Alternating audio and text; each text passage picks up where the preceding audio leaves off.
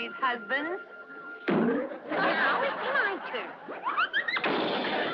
Open up your heart and let the sun shine in. This is the show that proved primetime animation could work, and then spent 6 seasons slowly making itself more palatable to younger and younger viewers. The Flintstones started as an adult sitcom built for primetime. By season 6, it had reshaped itself almost entirely around children. This 10-disc set captures every single step of that transformation. The question is, was Warner Brothers paying attention when they put it together? For those of you who might be a little younger, who may not have seen the Flintstones, or you might have seen them just on merchandise and that's pretty much it, just a bit of a background for you. So William Hanna and Joseph Barbera weren't simply animation directors. By the late 1950s, as they were directing the Tom and Jerry shorts, they were also producing them, as the previous producer Fred Quimby had retired. When MGM shuttered their animation unit in 1957, they didn't retire. They built a television studio around the limited animation technique they'd been refining for years and years as a result of the budget cuts that were happening at all animation studios around that time, and they ended up becoming the dominant force in television cartoons almost overnight. Ow! Oh, ouch! Oh, gee! Oh, golly! Oh!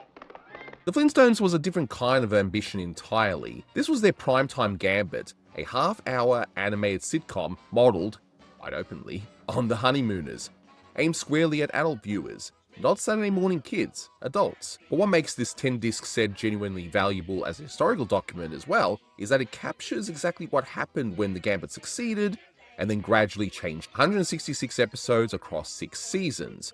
The Flintstones underwent a quiet but deliberate transformation. The adult comedy logic of the early seasons didn't vanish overnight. It was chipped away season by season as the show chased a younger audience and a safer commercial profile. The show that opened as a working-class adult sitcom gradually, deliberately reshaped itself for children. That's mighty, mate. Every season reflects a different stage of that process. That's the history that this set contains, so let's now talk about whether it presents it well. So first of all, the compression concern, because some of you might have read online that there was issues regarding compression on this, that they packed too many episodes per disc. So you have 10 discs, each one containing 17 episodes, so you're not going to get that clean split between seasons across this whole set, so they figured that this was probably the most cost-effective option. But on paper that sounds alarming. Now, Blu-ray, you can actually fit a lot of data on there, you can fit a lot of footage. Hiya, Fred. Grab a shoehorn and squeeze in. But the more you do, the more compression you have, and then you'll have these unintentional artifacts popping up. There have been releases for certain TV shows that have had that problem, and they ended up not looking any different than the DVDs, or only maybe marginally better. But to my eye, this set does hold up, and the reason is partially because of the animation style itself. So you got the flat color fields, hard edges, simple backgrounds, and by the way, those hard edges were to help those with poor TV reception still able to watch the show, and it was a very clever idea. So this isn't the kind of fine, granulated shading that would expose any encoding shortcuts or any compression artifacts. I'm not saying they're not present. I haven't gone through every single episode frame by frame. There might be something there, but to my eye, it still plays pretty well. And what you do get here is a clean, vibrant picture that retains the original grain structure as well. The bedrock backgrounds look as good as they have any right to look on home video. I do have to point out the audio. So this set for every episode uses what's called a lossy track, so a rather compressed track in 2.0. These were released in mono back in the 1960s. Now for this material, again, mono television audio, it's perfectly serviceable. Everything comes through clear. I've had no issues with hearing these episodes. Here we come on the run with the burger on a bun and a dab of coke on the side. Oh, your taste we will tickle with the cold dill pickle, and all of our potatoes are french fried, fried, fried. Again, while I have seen every single episode, I've actually watched this show numerous times from start to finish. I haven't noticed anything that pops out in terms of this compression, so definitely let me know in the comments below if you have noticed any episode that perhaps stands out to you in regards to that audio issue. But it is worth noting that this is probably how they were able to fit 17 episodes per disc without too much issue. I would imagine if they had all the sound as lossless, maybe the visuals would have suffered, but my theory is that the two decisions were connected. Sure, it's disappointing we didn't get lossless sound here for that little more presence, but honestly, the gap between what's on here and what could have been is rather narrow. I'm glad that the focus is more on the visuals. Whatever reservations exist around the audio specifications, the actual selling point for this set is straightforward. You get all 166 episodes, uncut, in HD, all of them. And that includes the Prowler. If you need to know why I'm mentioning the Prowler, definitely look it up. It has a rather unfortunate character in it. And by the way, that is the only episode written by Joe Barbera himself. Just a little bit of a factoid there for you. Ow! It's the Prowler! But yeah, the information's out there, but regardless of your thoughts on that character and episode, it is there. And for a historical record, that matters. The fact that this was released through Warner Home Video instead of Warner Archive, well, my theory is that this just slipped through the cracks. Nobody bothered to check, so good for us, right? I do have to mention that there was an audio defect. This affected the first printings of this set, which I actually had, and I've got the replacement disc for it. While that situation should well and truly be fixed by now, I mean, this set was released in 2020 after all, you might see this in a secondhand shop or an op shop or something, and you might be wondering, okay, does your set have the defective disc or not? Everything looks about the same between the defective disc and the replacement disc. So just put on episode 17 on disc 1, and if you just hear the voices and no music or sound effects, that means you have a defective disc and you should reach out to Warner Brothers to get the replacement one. And there's something genuinely fascinating though about that defect. If you watch it without the music or sound effects, you can just listen to the voice acting solo, and it makes for an accidental commentary track on the craft of the voice acting. So I've kept my defective disc for that reason, so it's one of those little happy accidents. 166 episodes means I'm not going to walk you through each and every one of them. I'll be here forever, and I'm pretty sure a lot of you don't want to watch a 10-hour video of me going through each and every episode. But what I do want to do is instead flag one episode per season that's my favorite. This is just a basic list here. For certain seasons, especially season 1, it really was hard to narrow it down just to the one. These are just highlights, so I'm not dismissing the other episodes as being bad automatically just because I pick a favorite. But before I get into season 1, one unique thing about season 1, on this set, it's presented in release order. And season 1 had an interesting thing where there was a release order and a production order, and they don't quite align.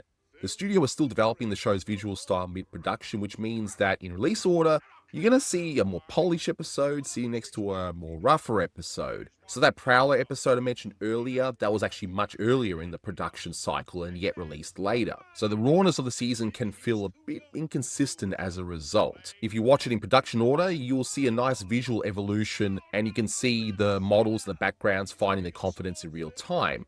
And again, there's nothing wrong with how this set presents season 1. They've done it correctly in terms of release order. But if the inconsistency catches you off guard, that's the reason. So season 1 is visually distinct from everything that follows, so the designs are still settling in, they're still trying to find the character models that would find the show for the next decade. But the adult comedy logic is at its purest here. My pick for season 1 is the engagement ring. It's your textbook misplaced object sitcom premise.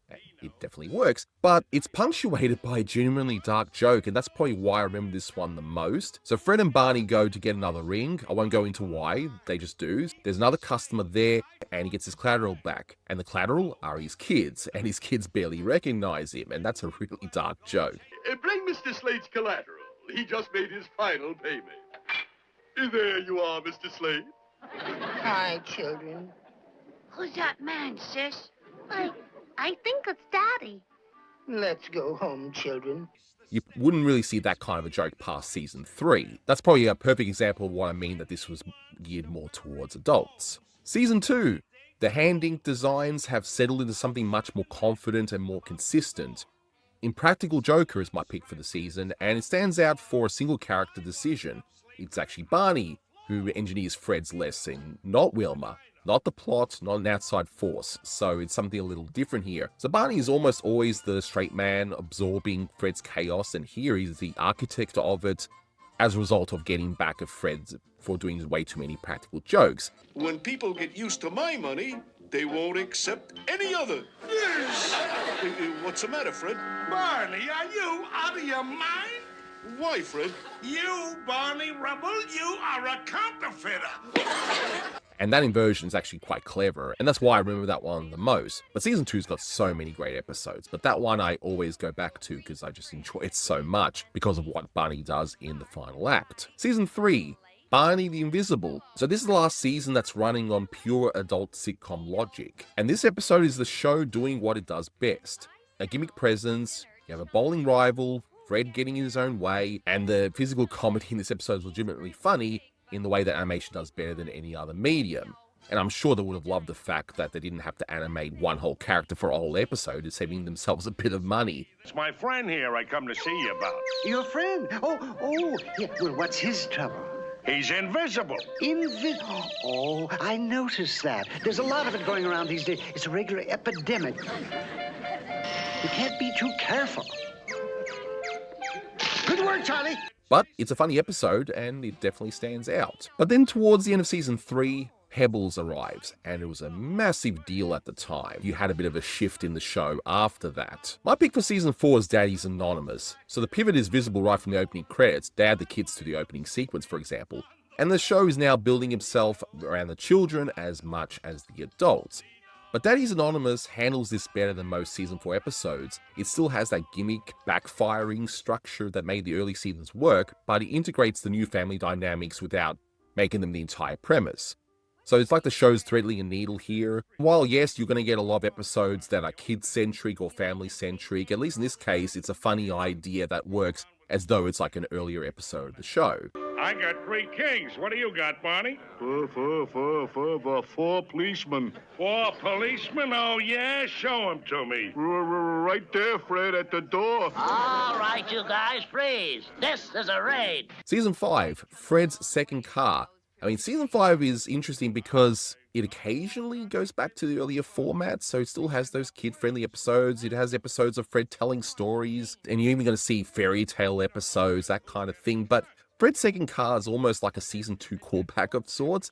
Fred acquires something that he shouldn't have, although he does it here completely legit, but complications ensue, and everything goes wrong in exactly the right way. All due to the fact that the gangster who originally owned that car gets involved. So again, it's your typical plot that would have been right at home in any of the first 3 seasons. But I actually also want to flag one interesting little detail about season 5, and it's to do with the Hopperoo. They introduced a Hopposaurus to Bedrock, and that was written by Warren Foster.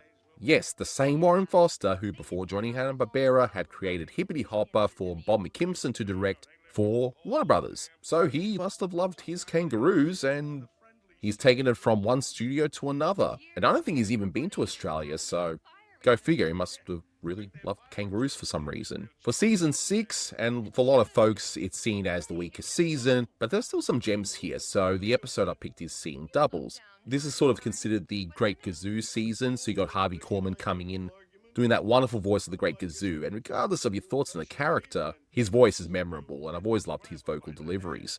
Now then, I suppose the usual amenities are in order. I am the Great Gazoo, and I thank you for rescuing me. Hey, Fred, do you see what I see? I see it, but I don't believe it. And the Gazoo is the most visible signal that the show had fully committed to a younger audience. So he arrived, and a lot of people don't like him. I actually don't mind him. If he was in every episode, I can understand the backlash, and perhaps I'd get sick of him too. But my season pick is Seeing Doubles, which features the Great Gazoo. It's a completely ridiculous premise where Gazoo creates doubles of Fred and Barney. The double for Fred can only say yes, the double for Barney can only say no, and it's just pure chaos after that. Yes, yes, yes. No. Yes. No. Yes. Nope.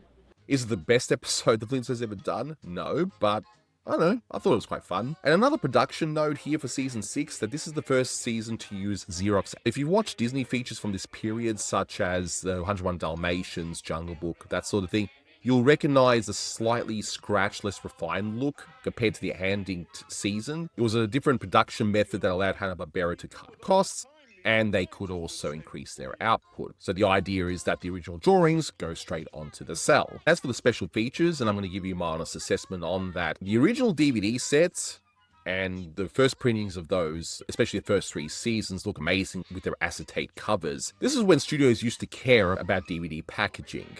But those sets also had audio commentaries, and this Blu-ray does not. So if you're a completionist, and those commentaries are actually good by the way, you definitely want to hold on to your DVDs. Disc 10, and this is just bizarre, I don't know why they did this. So they included the 1966 feature, The Man Called Flintstone. That made sense. At the time of this recording, it's still not restored. Hopefully one day it will, because that was my first introduction to the Flintstones, funnily enough. I mean, it's flawed as heck, but I still enjoy it. I'd love to see it get the same treatment as Hey There Is Yogi Bear, which is restored in high definition. But why on earth would they include the WWE Stone Age SmackDown movie? You've got the entire 1960s output up until The Man Called Flintstone, and then you've got that. There were so many other specials and TV shows the Flintstones did, and yet you chose to add that.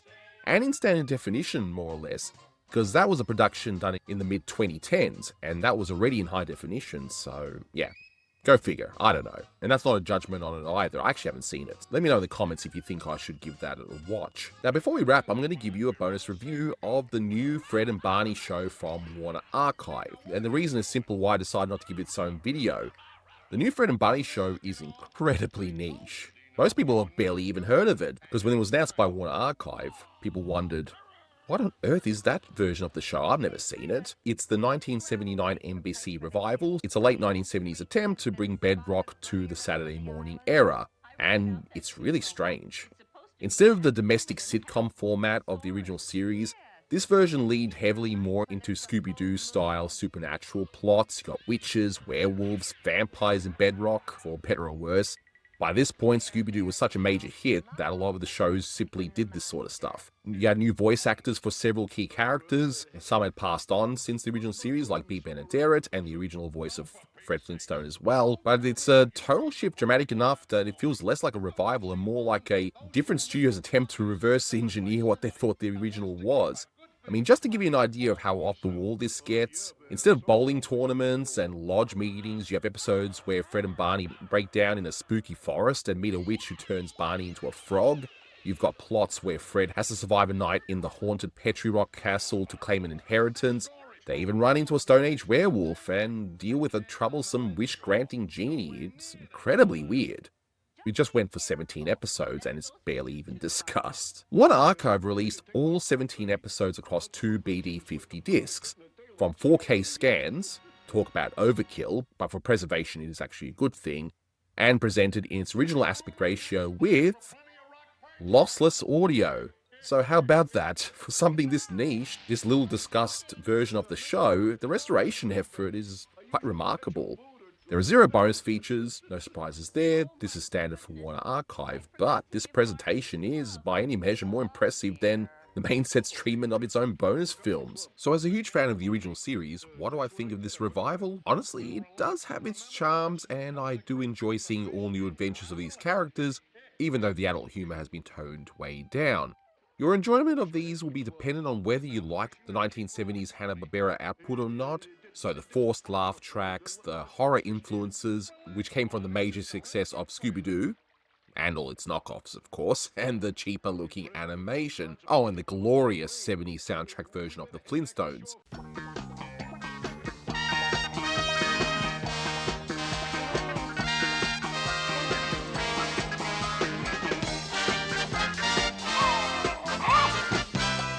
While I definitely recommend the original series for people to watch, at least the first 3 seasons, this one I'd honestly say it's probably more for people like me, who are fans of the show in all its different versions. And if you are nostalgic for this show, at least this set presents these episodes in the best possible way. Abba yabba dabba do time!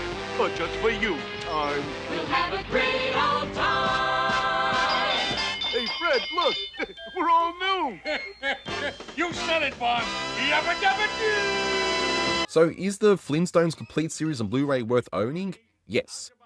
The compression fears didn't materialize, the picture holds up, and having all 166 episodes in a single collection, all of them uncut, in HD, covering the complete arc from adult primetime experiment to a show that gradually, deliberately reshaped itself to a younger audience, is genuinely valuable if that history interests you. Plus the show is funny. Dated at times, sure, but it's still pretty funny, and it's one of my favourite animated shows. If you do buy it secondhand, make sure your first disc, episode 17, is the one with the full audio that has the music and sound effects. Keep your DVDs for the commentaries if you have them. If you haven't got them, honestly, they're pretty cheap to buy these days. The bonus films, again, why they put that WWE film, I have no idea, but it's there if you want to check it out and then upgrade to the HD version. It's there. So, what else can I say? But the series itself, the best it's ever looked. Let me know in the comments, what's your favorite Flintstones episode? And is the Great Gazoo the moment the show lost you? Or are you like me where you're like, yeah, I'll give him a pass, it is what it is. But if you want to see me continue covering the Hanna-Barbera Complete Series sets, the Jetsons, Top Cat, Johnny Quest, definitely let me know. But until next time, guys, take care. Let the sun shine in.